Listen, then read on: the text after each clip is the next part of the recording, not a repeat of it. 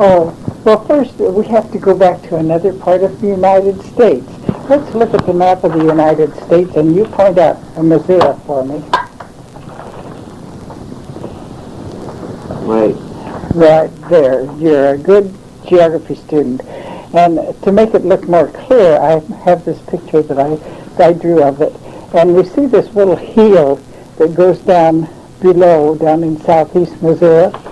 That goes down into what state? Arkansas.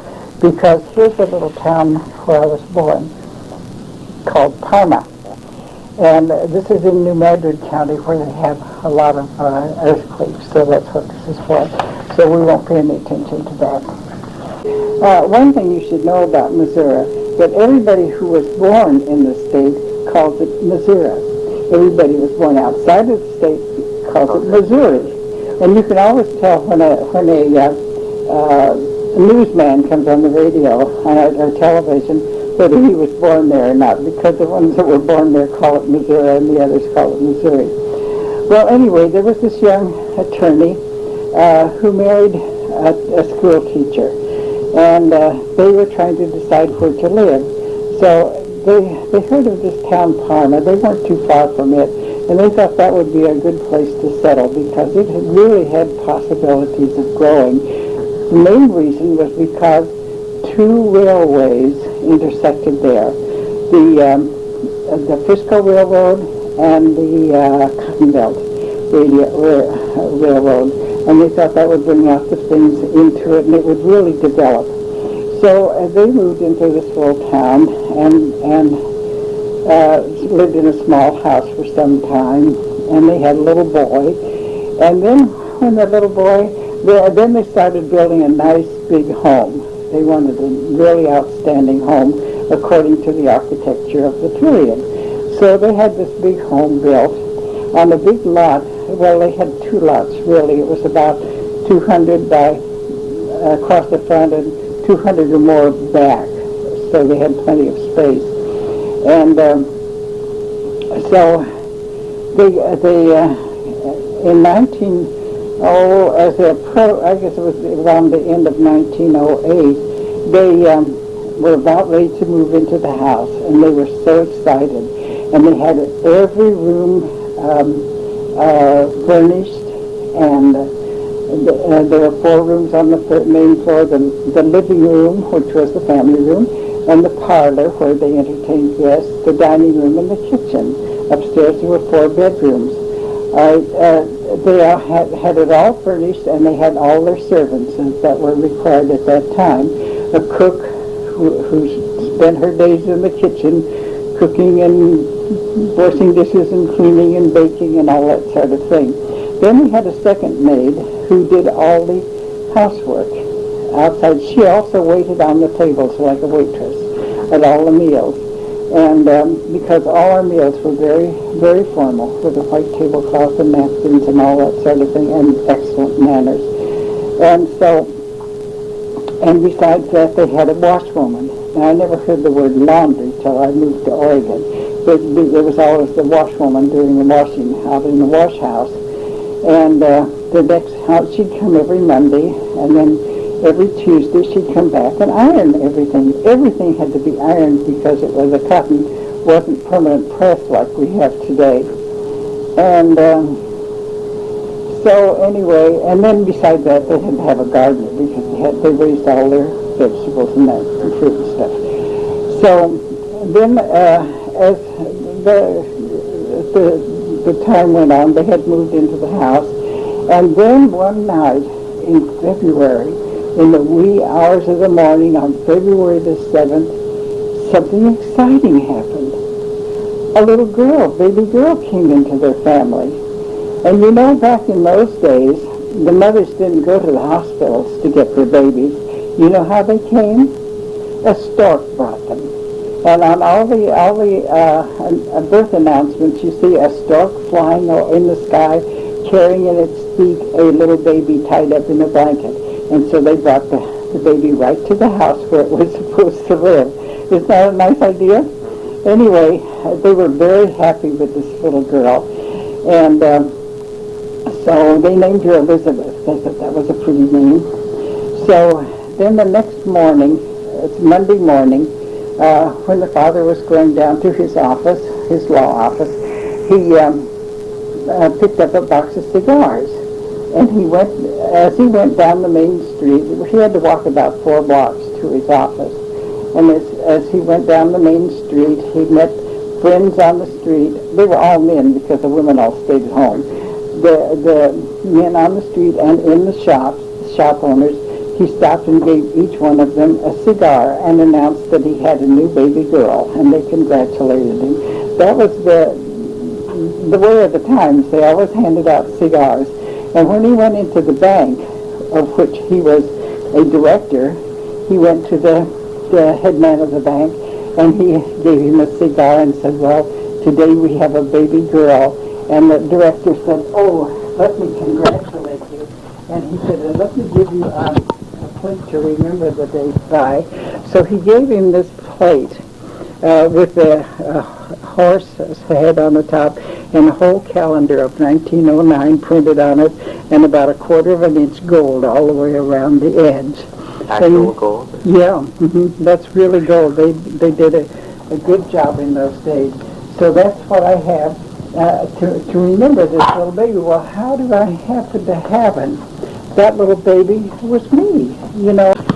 Well, when the baby was crawling around and going places and getting almost ready to walk and getting into things, the mother's brother, Charles, was visiting them, and my mother said, oh, I think I made a mistake calling her Elizabeth because I can't call her fast enough. Well, he had a very good girlfriend called Ruby, so he said, well, why don't you call her Ruby? And my mother and father both agreed that was a good name, so they called me Ruby Elizabeth. Unfortunately, all this happened before I was baptized, so when I was baptized Ruby Elizabeth Webb. So there we are. We've got it all set now. And here's a picture of the baby. Babies wore long, elegant clothes in those days, didn't they? Mm-hmm. Yeah. Okay, everything went fine then until Ruby. Actually, they didn't even call her Ruby after they named her that. They called her little sister. So, because they already had this little boy. The little boy was 2 years old, 2.5. So they called her little sister. And so she had her second birthday, and then the spring came on and summer came on. She started to get very, very ill. And she was sicker and sicker and couldn't eat. And so they called the doctor, called him. I mean, his office was right opposite, across the hall from my father's. My father's office was over the bank, and the doctor was across the hall. And he told him, please come out and see me. Well, the doctor came out, but the doctor never walked. He came in his horse and buggy with his little black bag, and he came in, and he couldn't figure out what was the matter with this baby. And so he called another doctor who was in the area, and the two of them tried to figure out what was wrong with this baby. But they say it's quite a common thing because they call it, a lot of babies seem to have that problem in the summer, and they call it summer complaint.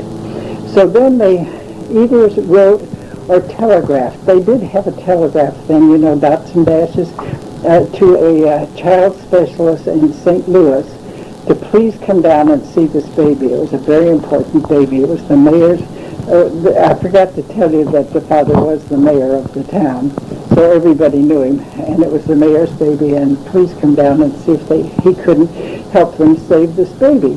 Well, he came down and looked at the baby, which was me, and by that time I was just a little skeleton with skin stretched over it. They couldn't pick me up. They had to carry me around on a pillow.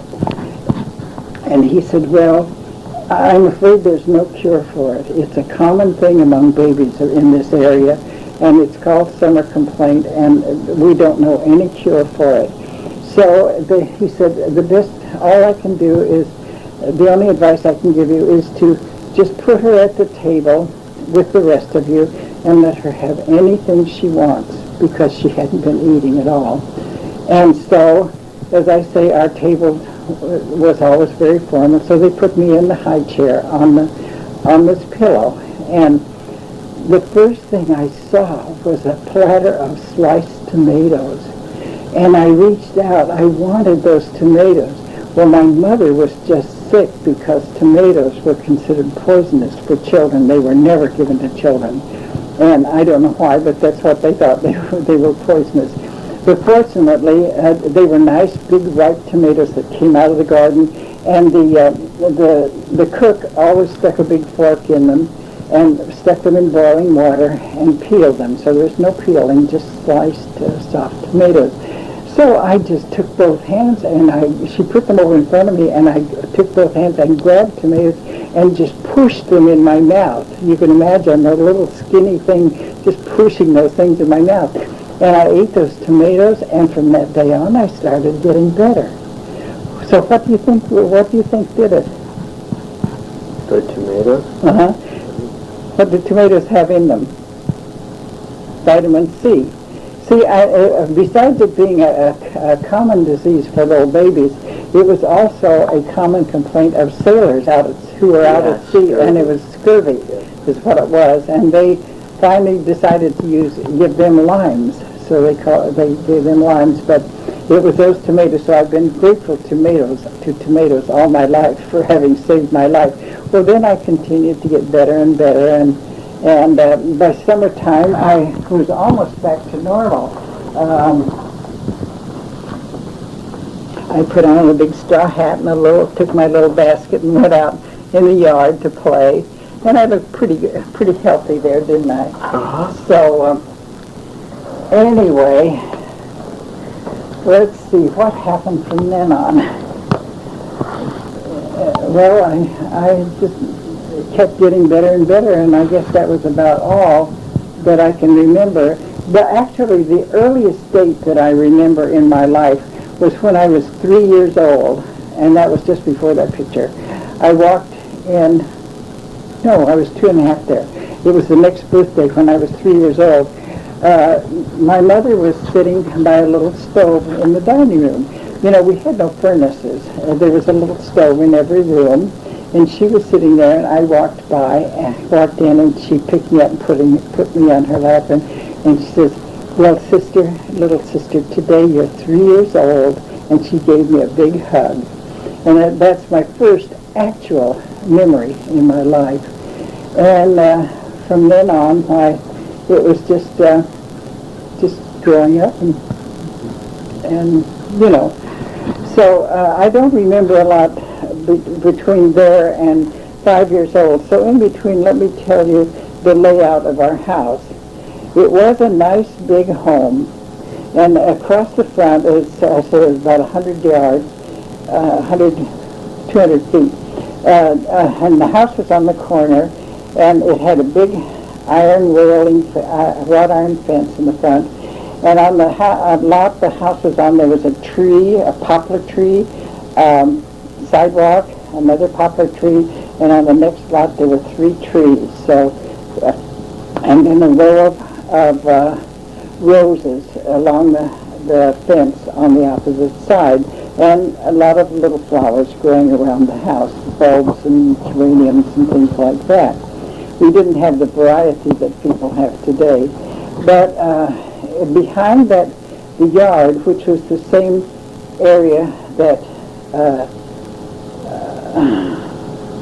the house occupied, on the side was our lawn. That was a lawn area. Behind the house, now we have to stop and think, you know, children have to play, and so what kind of toys and playthings did we have? Out in the backyard, there was a tree with a swing, of course, a rope, and it was made, you know, a rope and a board on it. And we also had a teeter-totter. Well, that wasn't the kind that the parents buy today. We used a sawhorse and a plank, and we slid back and forth according to our weight, and that was our teeter-totter. And we played all sorts of games back there, but everything that we had, we also made later, as we grew up, we made kites. We didn't go buy kites. We took some sticks and we made a stick-like cross, and put string around the edge and put paper or tissue paper or even newspaper over it. Then we put a long string with little bows of paper on down for the side, and we had balls of string, so we flew kites. And back of that, we had back of the yard on the side was all garden, and that we grew all our vegetables and fruits. Radishes and onions and turnips and sweet potatoes and Irish potatoes and strawberries and things like that. But you see, we had a gardener come and mow the whole thing up every spring and then plant all those rows of things. So and cabbage and so we. You think of carrots as a common vegetable, but I never saw a carrot until I came to Oregon. I didn't know what a carrot was, so we didn't have any of those. But we could go out there and pull up a radish and eat it, or we could pick up a tomato and eat it. And we had every kind of fruit tree all over the property. We had a cherry tree near the kitchen, and we had a pear tree and an apple tree and all those things. So we didn't have to go to the store to buy anything. And to the right of that, way over in the far corner, was originally the barn, because they had a horse and buggy when they went in. Well, when cars came, then it turned into a garage. But there was a barnyard where the horse stayed, and in between that and the garden was a pig pen. Now, we didn't eat the pork. I mean, we didn't raise them for pork. They had a very special duty, those pigs. Now, in those days, we never cleaned our plate at the table until after World War I, when people kept saying, "Remember the starving Armenians. Clean your plate. Remember the starving Armenians." I never did figure out how cleaning my plate would help the starving Armenians, but we did it just the same. But previous to that, we always had stuff left on our plate, and we were never served leftovers from the day before, because we didn't have refrigeration, and we had plenty of food in the yard anyway, that we didn't need it. So the cook would scrape all the plates and all the leftovers into a bucket, and she'd take it out and pour it in the pig's trough. And so that was our garbage dump. And I mean, they ate up all the garbage. Isn't that neat? Mm-hmm. And so that day, we also had a chicken yard. So we went out, we got our own eggs, and had a chicken every Sunday. My father, I never saw him in any work clothes. I mean, he always wore a suit in the winter with a vest and jacket, and in the summer, it got very hot there, so he had a silk jacket, tailored jacket that he wore. But he was always dressed, but somehow he managed to get out there and grab usually a rooster, and by the head, and he'd swing it around and lay it on the chopping block and chop its head off. Then he'd turn it over to the cook, and she would dip it into boiling water to make because they also had a fireplace out by the pump where they pumped water, and she dipped it in the boiling water so the feathers would come out easier, and then pick the feathers. And so you can see we always had plenty to eat. We didn't have to go to the store for very much of anything. I do remember, even though they baked bread at home, once in a while we'd run out of bread, and my mother would say to me, "Sister, will you go to the bakery and get a loaf of bread?" I'd say, "Do you want a 5-cent loaf or a 10-cent loaf?" The 10-cent loaves were very long. They were twice as long as the 5-cent loaf, so you can imagine the prices in those days. I never had to take any money any place I went, because my father would, they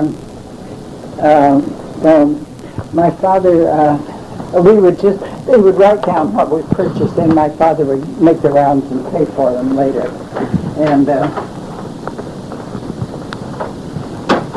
the stores weren't very filled with things like today's markets are. They didn't have any fresh fruits and vegetables because they couldn't take care of them. There's no refrigeration or anything, and even the canned food, the cooks canned peaches and pears and tomatoes and all those things, and they were all stored on the shelf. So all I remember is just going in to buy a big roast or something like that, and the turkey, of course, on Thanksgiving. And when they set the table, they always put, if there was something to be carved, it was on a big platter in front of my father, and he had this big carving knife and fork, and he would carve the pieces and serve them, and all the other dishes were in big dishes that were passed around. You know, there was always potatoes and always 2 or 3 vegetables, so we had plenty. We didn't know about salads for a long time. That came in much later. And we had dessert.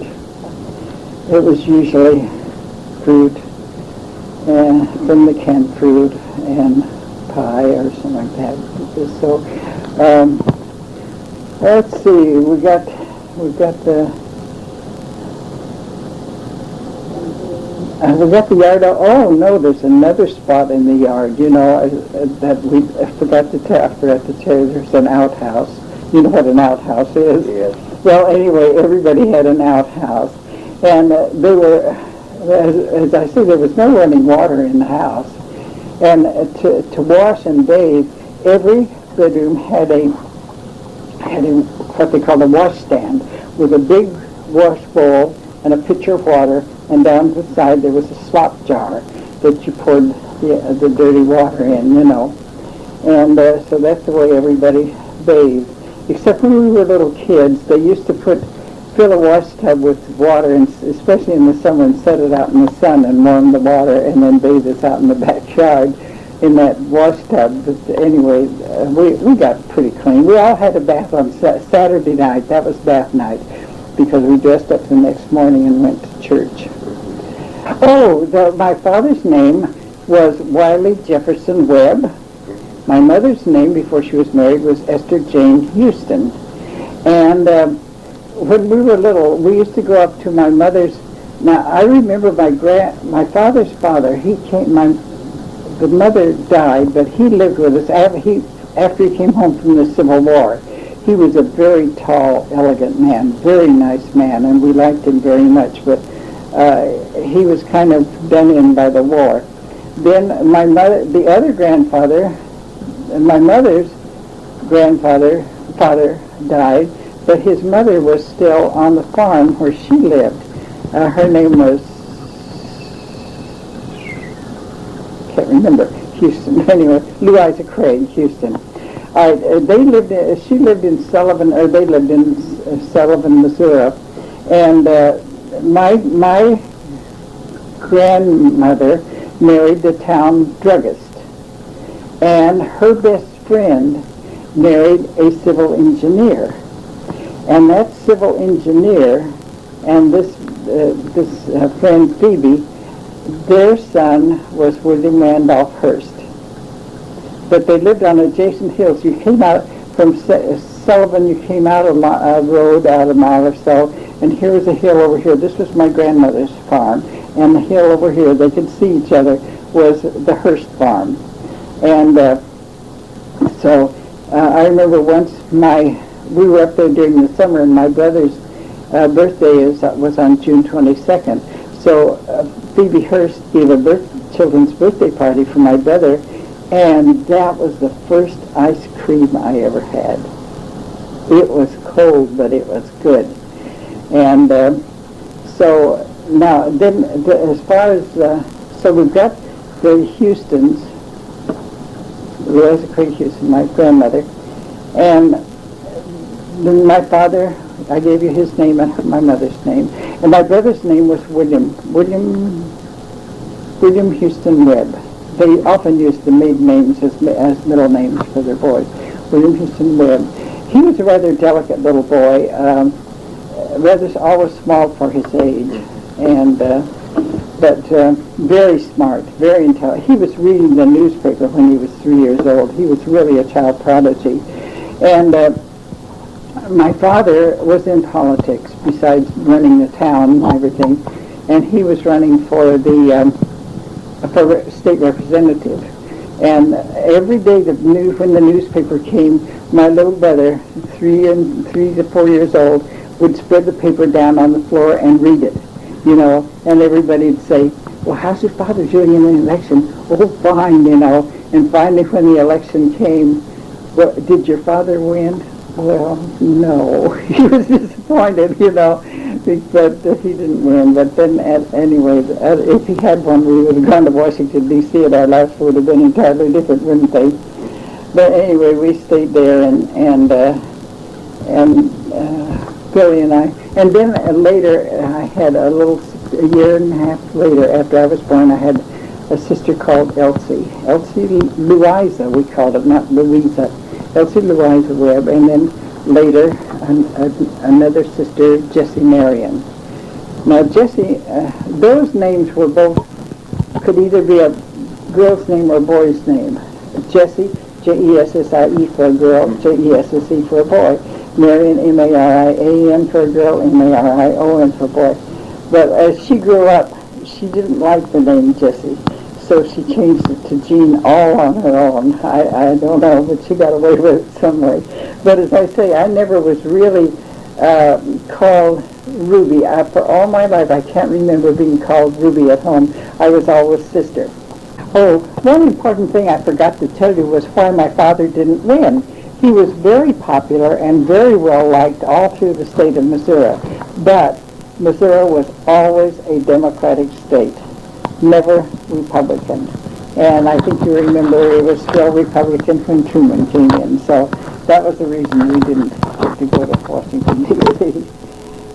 Oh, then for Christmas in 1914, it was a very exciting time because the war had started in Germany, and everything was really pretty bad. And so my aunt was able to pick up some dolls that were imported from Germany, and these were the last ones that we got from Germany. They were baby dolls that with a tiny head, and when they lay with pretty real hair, when they laid down, they closed their eyes. And so this was my favorite doll. It needs to be repaired, but those are the original clothes that were on it and everything. And another thing, people started getting cars. And I think my father was the first one to get his. He got a Studebaker touring car. It was a 7-passenger with a soft top that folded back. And there were 2 people could sit in the front and 3 in the back. And then in front of the back seats that folded flat in the floor were 2 seats that you fold out. And so that made it a 7-passenger car. But I was a very determined kid. And he'd take us for a drive every Sunday, and we'd go up to Dexter to the ice cream parlor, which was really exciting because ice cream was quite new. And also Dexter had running water, and they had drinking fountains on the street. There would be a pedestal and four drinking fountains, that you turned on and had a drink. And we just thought that was the most beautiful thing. Well, one time we were just going for a drive one Sunday afternoon. This was after I learned to ride the bicycle. And I said, well, I want to follow you in the bicycle. And I wouldn't give up until he finally said, well, all right, you can follow us in the bicycle. Because the roads weren't even paved. People didn't go maybe over 10 or 15 miles an hour in those days. So they all got in the car, and I got on the bicycle, and I followed them way out into the country. And finally, I guess my father thought, well, we've had about enough of this, so he took off and left me. Well, he went so far, and then he turned around, came and got me, and he put my bicycle on the back of the car, and then we drove on out to the country just for an outing. And I just counted the picture of our first grade class. There were 50 students in it. And the teacher had no problem at all with those 50 students because we were all very well behaved. I mean, it was so different from today. Children were taught. Children were to be seen and not heard. That's the way they were at home. We had no problem at the dinner table or any time because that was the rule. Children are to be seen and not heard. And so we were very quiet and behaved ourselves. We could not talk to the person next to us at the desk. And one thing that was really drilled into us, which I'll never forget, was the fact that we should never take anything that belonged to somebody else. That was stealing.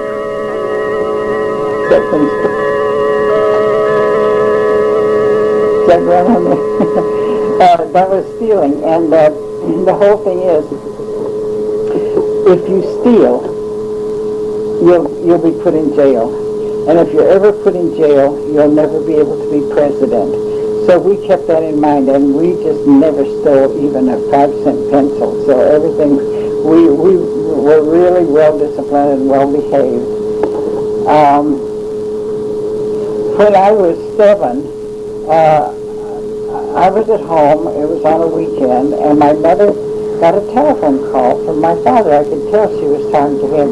Oh no, she isn't old enough for that. No, I don't think you should, and so forth, you know. And here I was, standing there waiting, wondering what was going on when it was my birthday. Well, anyway, my father won, and he came home at noon. And he brought my present, my birthday present. Guess what it was? A wristwatch. And I went back to school, and we played Crack the Whip. Do they play Crack the Whip in school today? All get in a line, and this one starts cracking, and by the time you get to the end, there's a lot of force on that line, you know. And I grabbed a hold of the end of the line, and they cracked the whip, and I fell off and broke my watch. That's how long I had my birthday present. My mother was right. But anyway, it cost a fortune. It cost $6, so I guess I didn't break them up.